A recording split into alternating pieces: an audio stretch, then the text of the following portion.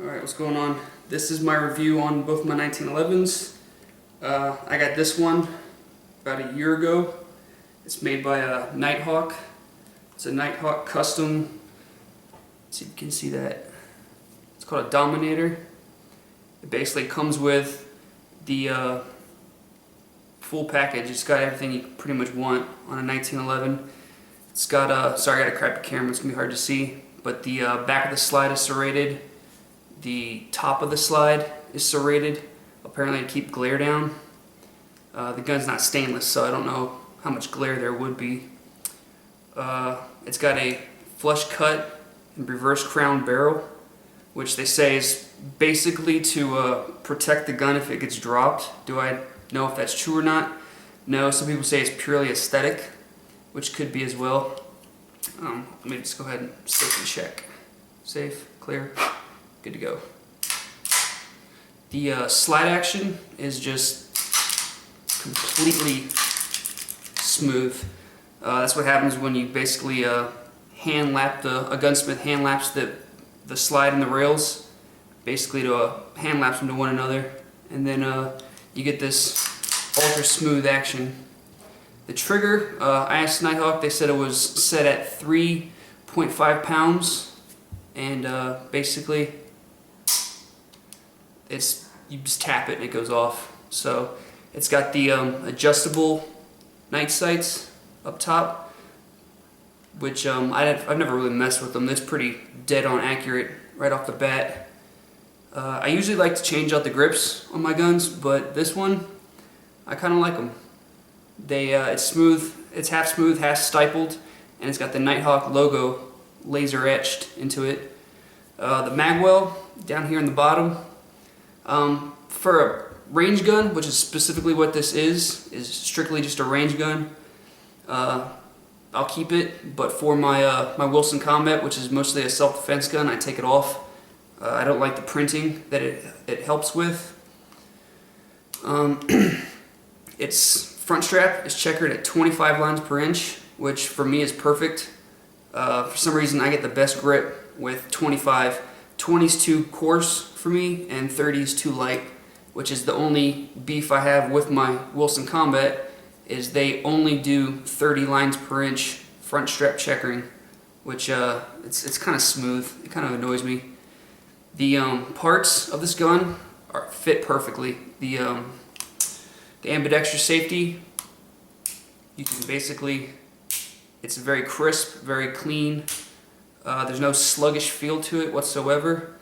The gun's just amazing. I love it. It's got the permacoat finish up top, and then the hard chrome on the bottom.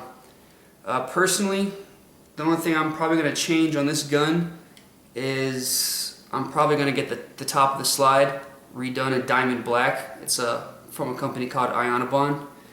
It's supposedly some really amazing stuff, but it's like I think $150 just for the slide alone. The gun is dead on accurate. Here's the case that came with it.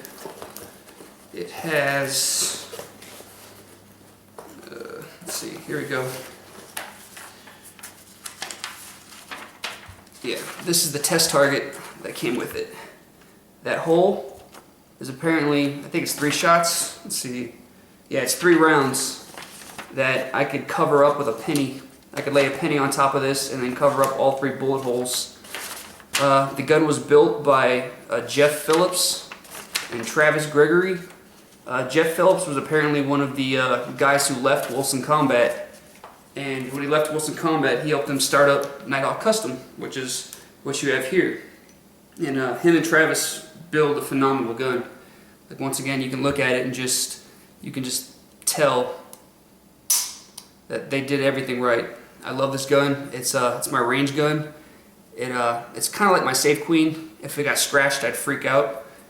My Wilson Combat, not so much.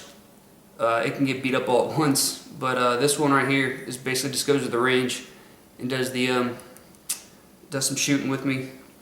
Now the Wilson Combat right here is the, I don't know if you can see that. This side says CQB Tactical LE. Basically what it is, it's a close quarters battle pistol that they put a operator rail on for a weapon light, and then the barrel, you can see there is no bushing. It is a bull barrel with a heavy, I think call it a heavy flange barrel, and what that does is they say it makes it a little bit more accurate. I'm not sure if that's true or not, but it does keep muzzle flip down, because when you're firing it, there's a lot more weight up front. So I find that when I shoot this, I can do follow-up shots and double taps a lot easier than with the Nighthawk. It's got the G10 grips, which are pretty awesome. I love them. They're nice and grippy. Like I said before though, it's got 30 lines per inch front strap checkering. It's nice, but it's just very smooth. Your finger can slide right down it without getting any grip. The trigger, I don't know exactly what the trigger's set at, but hold on, let me safe and clear this too. Safe, clear. The trigger is lighter than my Wilson Combat. You just tap it and it goes off. It's got the match grade barrel. Besides the front strap checkering, the only thing on this gun that annoys me is taking it apart for cleaning. It doesn't have the bushing, so this guide rod assembly here, the only way to take it down is you have to pull the slide back, and then you pop this pin out right here, the slide stop. And taking it apart's not so bad, but putting it together takes a little bit getting used to. I've had the spring on this and the guide rod go shooting halfway across the room, so you gotta be careful you don't put your eye out or whatnot. I keep it pretty well oiled. This gun's my night table gun. I use a Mossberg 500 for home defense, but this one sleeps next to me on my dresser.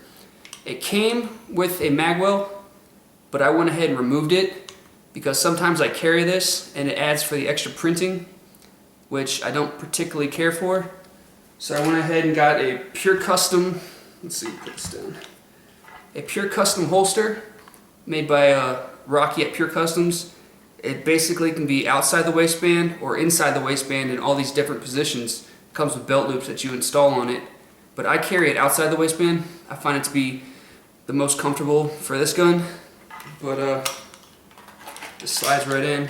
When I do wear it, I just don't like how the magwell adds just an extra, I don't know, what would you say, half an inch? Adds an extra half an inch to the extra printing. So I went ahead and took it off and then gave it to a friend of mine. Let's get that out. The gun is just completely, I don't know if you ever handled one of these, but it is just beyond smooth. And when I first started out with 1911s, I think I started with a Springfield, and that turned out to be junk, so I got rid of that.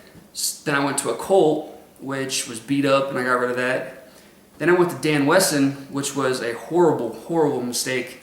That gun was a lemon, to say the least. Got rid of that.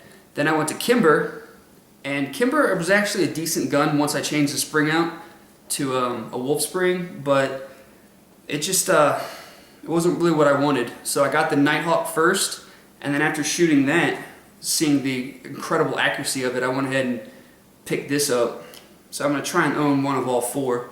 The Nighthawk, Wilson Combat, Ed Brown, and Baer. Ed Brown's next. I'm going to get a Cobra carry.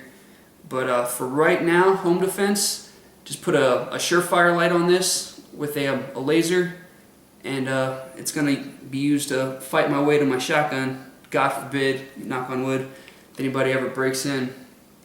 But shooting this gun is dead on accurate. Like, it is amazingly how accurate this gun is. I will show you the target that came with it as well. Here's the Wilson Combat bag that it came with. Comes with these little baggie of goodies here as well. Got your manual.